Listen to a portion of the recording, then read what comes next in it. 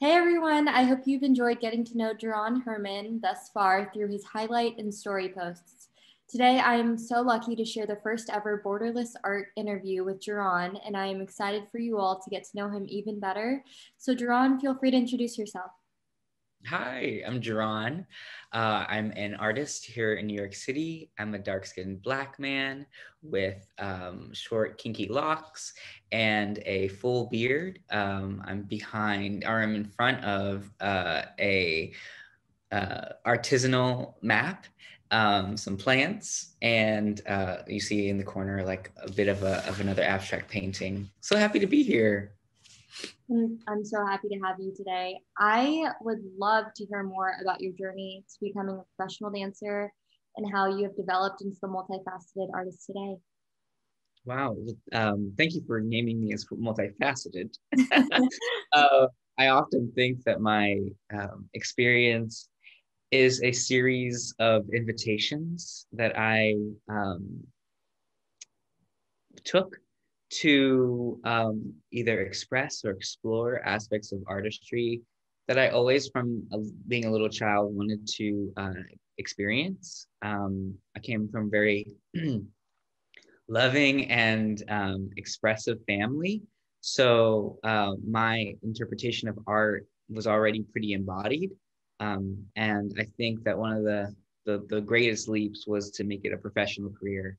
That was, underscored by, I think, societally, us not understanding and knowing the opportunities for me personally as a Black man with cerebral palsy, but I was never hindered internally in my circles by what was capable, what was possible. So when I came to New York, it was to kind of dip my toe into unknown waters, and so it began quite serendipitously.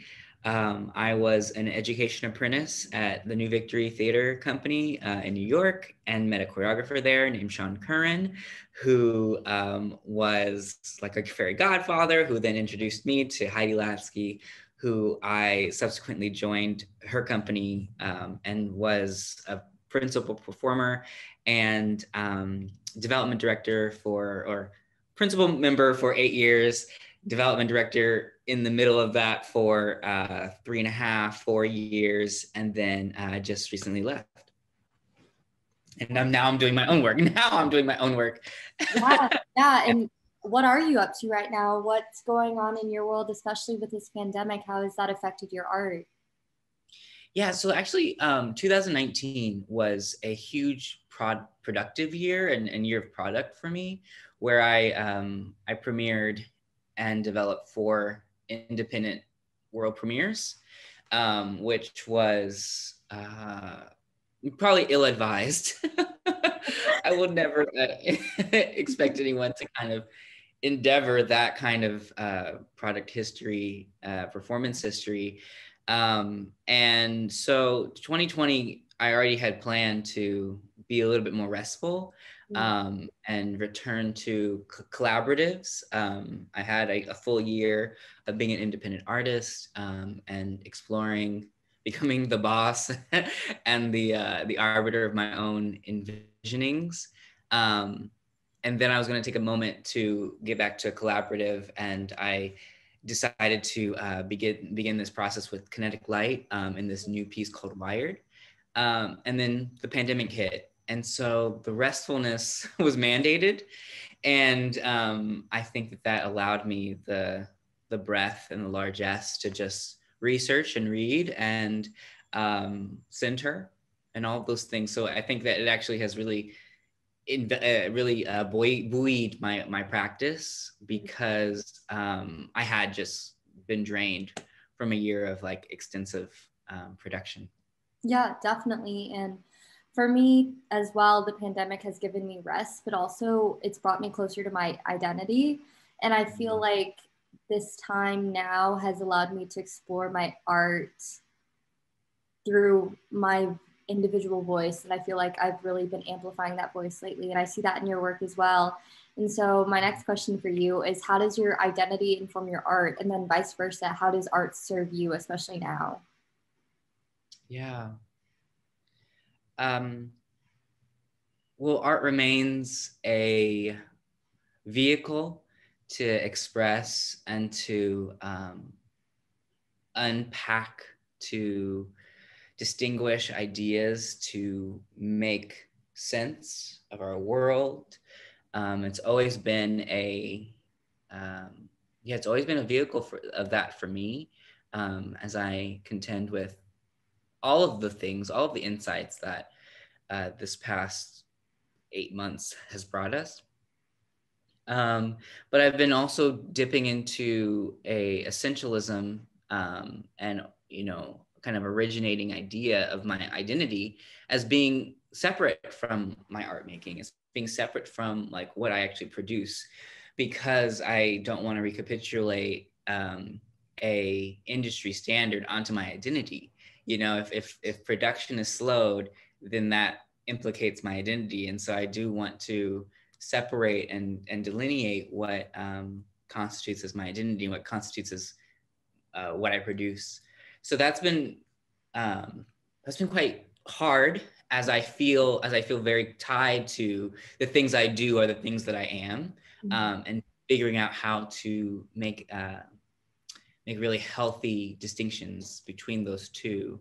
I think that my continuing understanding of disability aesthetics is really helpful in understanding what is false, what is real, and what are just conventions that are kind of put on us, versus what are additives that we can have. So all these things are swirling in my brain right now. Yeah. And I continue to struggle with that as well, like untethering myself from expectations, especially as an artist of color. And in a past interview, you stated something very, very similar, where you said, I've always been an advocate for those to pursue the antithesis of the thing that is their limitation. So you're always finding ways to push the boundaries. And I find this being so important because as artists, we constantly go against the grain. So could you speak more on pursuing the reverse or antithesis of what society assumes of us? Yeah, I'm really compelled by freedom and images and aspects of freedom, what we're calling liberation these days as well. And I've started to really consider that liberation requires a multitudinous effort, and not to let it be flattened, or eschewed quickly, because we don't know the implications of what liberation might bring. It might bring more pain, but then on the other side, it will bring the kinds of results we want. But I want to delve deeply into the implications and ideas of liberation and really hold that, right? And I think that's going to come through some pain. That's going to come through some difficulty. And so I don't want to let up on naming liberation, but I don't also want to flatten it. And so in my works and in my ideas and idea making, I'm really holding to task like the things that we say and the things that we want, noting different kinds of coalition tactics and activist tactics that we can employ that would get us further along in our ambitions. But collectively we have to understand and make decisions, and stand by those decisions. So liberation and freedom are worthwhile. They have a storied and historicized history or understanding, that we should take into account more. I love hearing you say that, because when I hear you using the word liberation, number one, I see that in your movement, like right away. And I hope all of our audience can see that too. But it's a journey. And I think oftentimes, especially as artists of color or artists with disabilities, people are like, you're so strong. And it's like, strength doesn't come with being this, but we have to find it within ourselves, because those are the conditions that we're left with. And so finding liberation is this long, this long journey. And it's not easy. Sometimes people make it seem like it just comes with us, and no, that's why I pursue my art too, and I think that's something to hold on to, and that's something that you really, really represent in your movement, especially. So thank you for that. My next question for you is, I see your work really challenge physical and cultural stereotypes of what an artist looks like. There's assumptions made of us, and especially of your community as well. So how do you find ways to reshape implicit bias? Well, the first experience I had performing, that's the one of them, the New York Times, had like kind of misdiagnosed or even kind of had assumed a quality of my movement that was more aggressive and more less couth than than it really was. It was, and so having that experience of being named incorrectly was really transforming.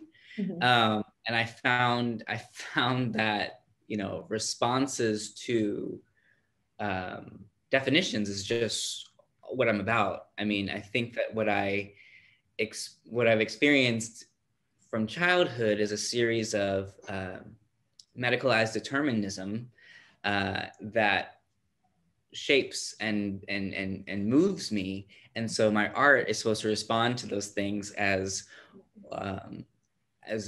naming the tensions, as dispelling the myths, and creating new images.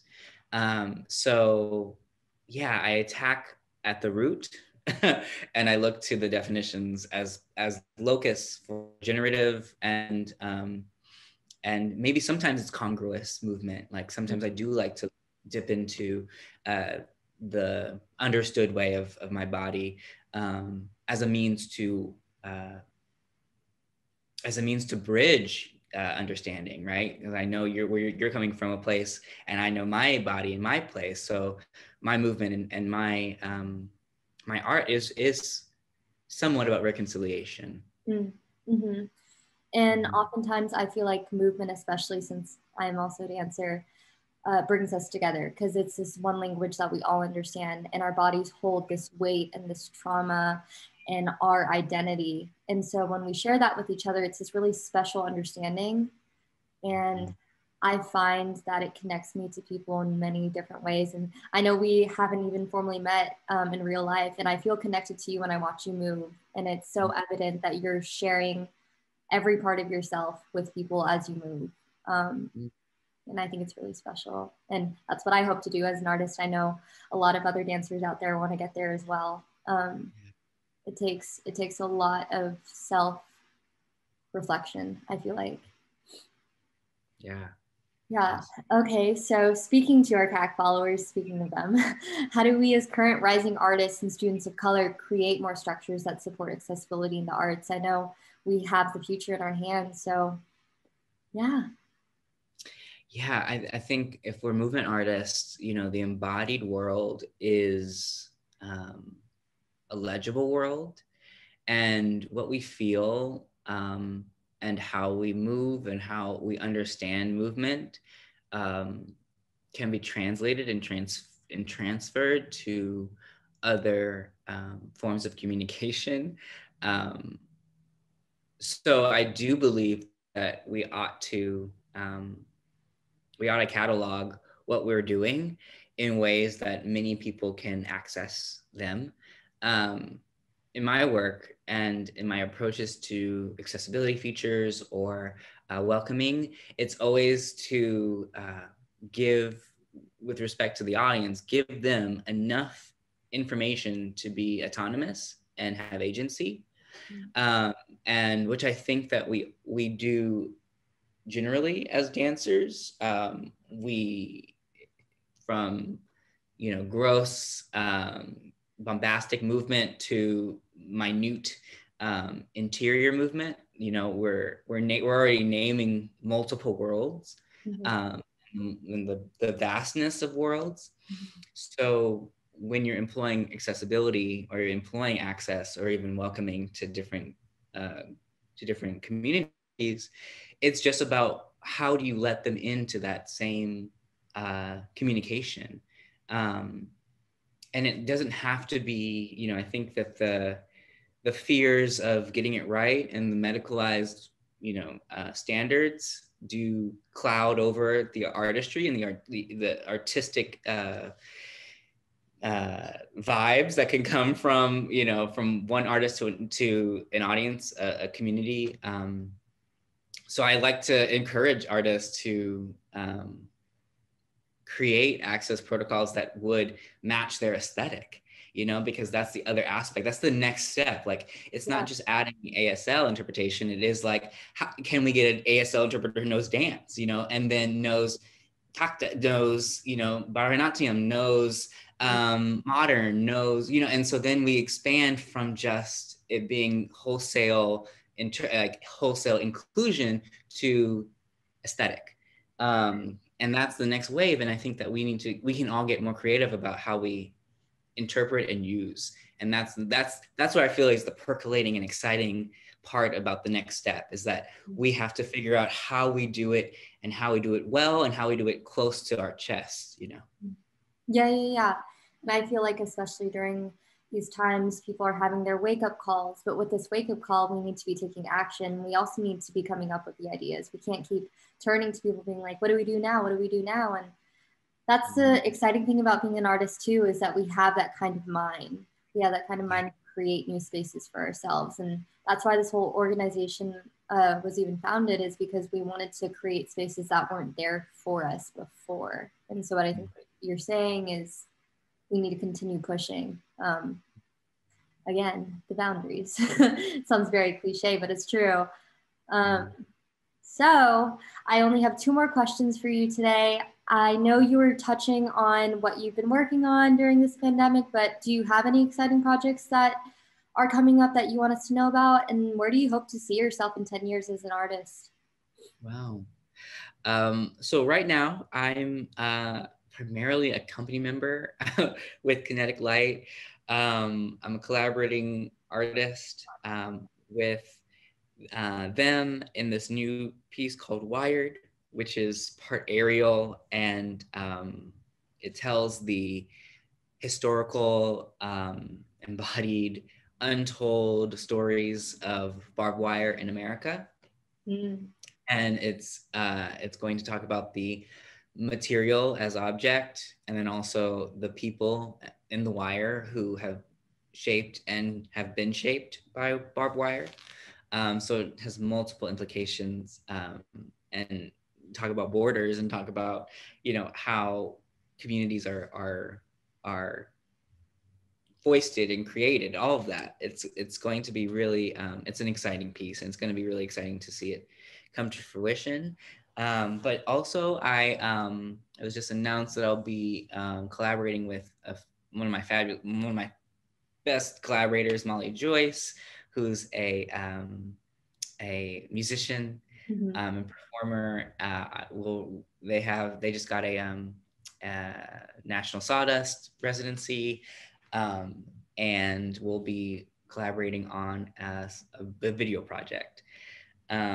My own personal work, I'm in a research development process right now. So a lot of reading and a lot of JSTOR, which I felt that. I get it. Which I love. I'm actually like really happy about this process, because once you graduate, you kind of scholarship is so kind of hard to come by in professional dance circles. It's more about the viscerality, but then when you get into research, it's like, I want to bring back some elements of scholarship that I understood in college. And so that's where I'm at right now. And then I'm writing a lot more. I'm also a playwright, so that my theater background is coming back from dormancy. Yeah, so you're everywhere. I'm so excited to support you in your next projects. Those sound meaningful, really, really meaningful, and really, really relevant. I feel like the world needs that right now, and the world needs your voice. Yeah, I'm so excited to support you in the next steps that you're taking. What is a message you want to leave for other rising artists out there listening? And what is the legacy you want to leave? Oof. Well, um, for rising artists, I say be encouraged and do it. The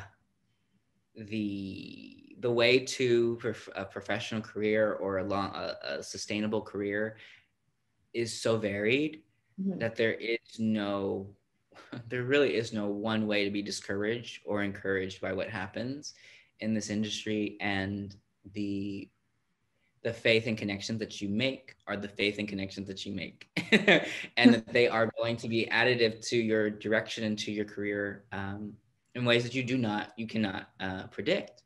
So I believe in you moving forward in your expression and in your moves and in your intentions. Be encouraged by that. And the legacy I want is to remain a person who has lived borderless, has continued to examine ways to create freedom, to create liberation and liberating spaces. I don't want to be known as necessarily a trailblazer, but a communal worker. I think that there are so many legacies to the right of me and left of me that I attach to, that my forward motion can seem independent, but it is not. And so I would love for people to recognize the mandala that I came from, that allowed my work to be, one of my pieces that people seem to love so much, Many Ways to Raise a Fist, was just collaborating with all my favorite artists.